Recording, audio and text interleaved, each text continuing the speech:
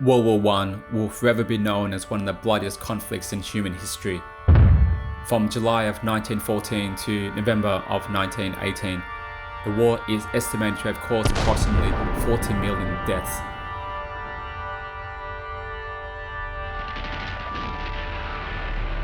Whilst many perished from the battles itself, the majority died from the side effects of war, such as disease, lack of shelter, malnutrition, and poverty. The most savage of the battles took place along a thin strip of land between Germany, France, and Belgium. The area was known as the Western Front, and was fought using trench warfare, a new way of fighting that involved digging massive trenches that soldiers would live in and fight from. The trenches in the Western Front stretched nearly 700 kilometers from the Northern Sea through Belgium and France and all the way down to Switzerland. The land between the two enemy trench lines was called no man's land and were usually about 45 to 230 meters apart. Going into this area was extremely dangerous and often considered to be suicide. Being a soldier on any side during this war was extremely dangerous and miserable. Not only was there the constant threat of being gunned down by enemy troops if you ventured out of your trench, but the trench conditions themselves was atrocious. The trenches were usually dug straight into the ground and were about 3 meters deep. Most were below sea level and were prone to flooding, water saturation, and freezing cold temperatures. And they were a breeding ground for rats, lice, and disease. For months and months, soldiers starved, froze, fell victim to disease, or were gunned down by enemy troops. To push the soldiers to fight in such harsh conditions, large propaganda was carried out on both sides, making the other sides seem like monsters.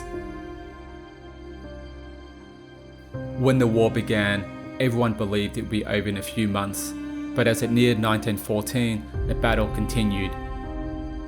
With both sides shooting and bombing each other, but neither making any progress.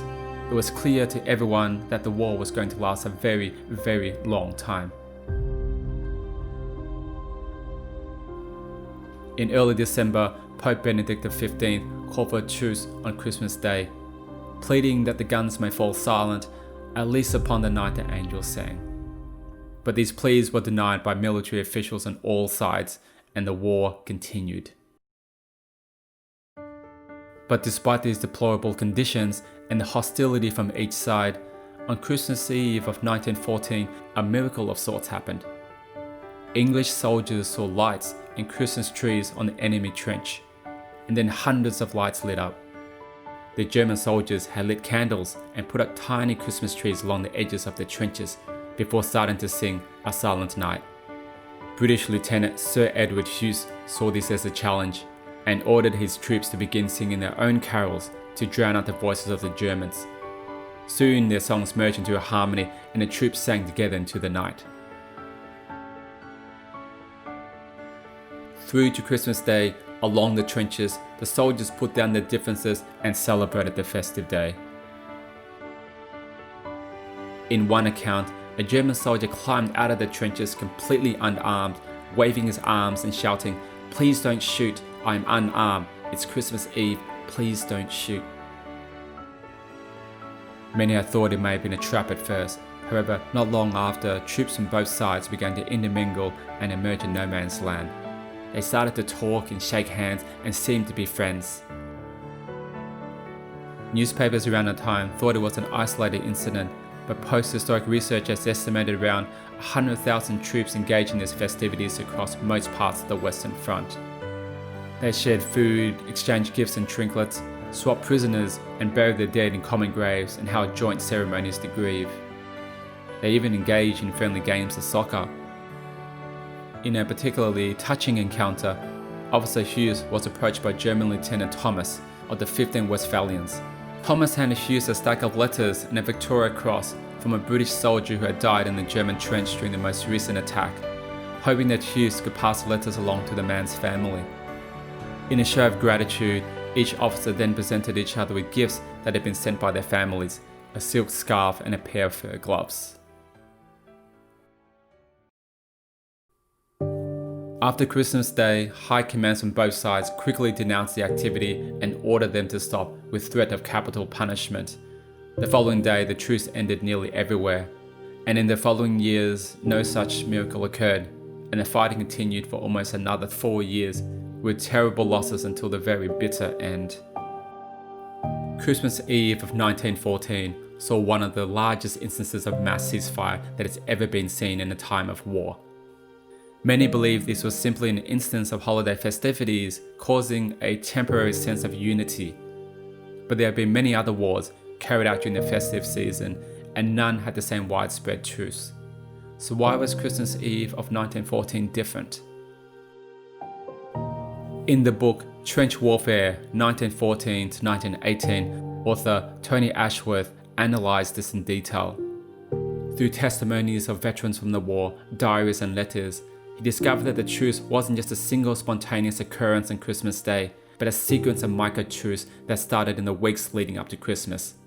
It was largely due to their close proximity to each other and the grim conditions they face. In the weeks leading up to the truce, the troops along the Western Fronts were experiencing the same harsh winter conditions.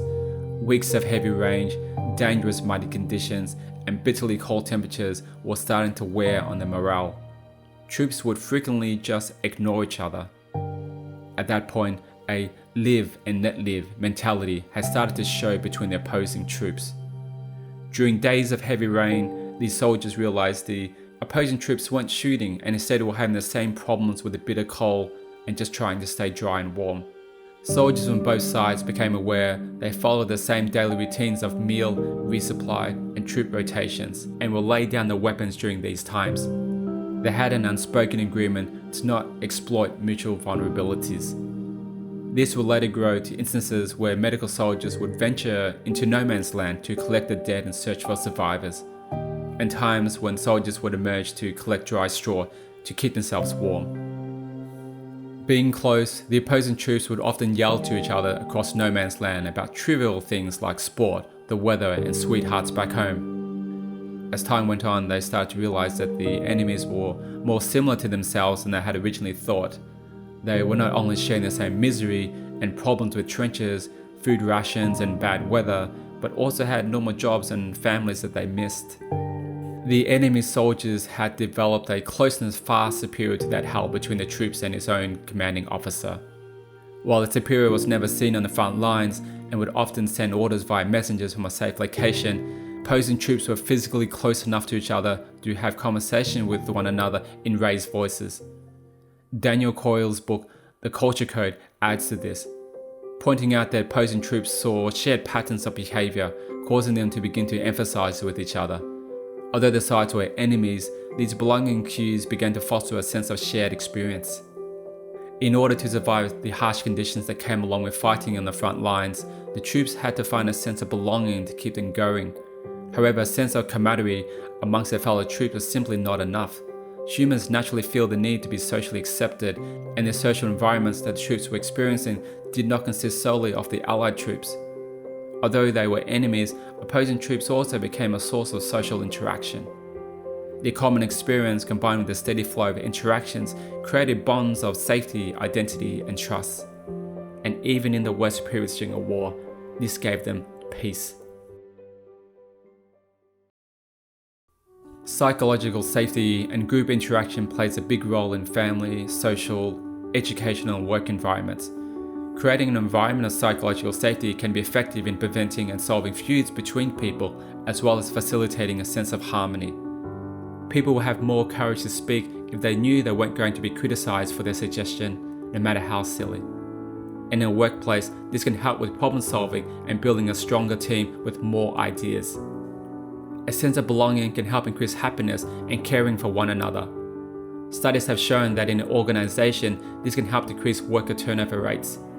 And as a society, wouldn't the world be a better place if everyone was just nicer to each other? These protective factors can also help with managing stress. When we feel we have support and are not alone, we often cope more effectively with difficult times in our lives. This was demonstrated by the troops' actions leading up to the Christmas Truce. In everyday life, we can try and encourage psychological safety and express belonging cues with the following in mind. Let others share their thoughts and opinions without being judgmental.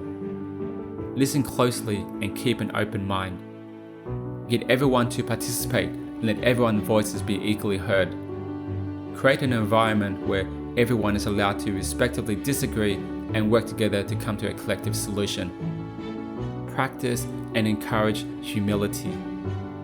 Say thank you.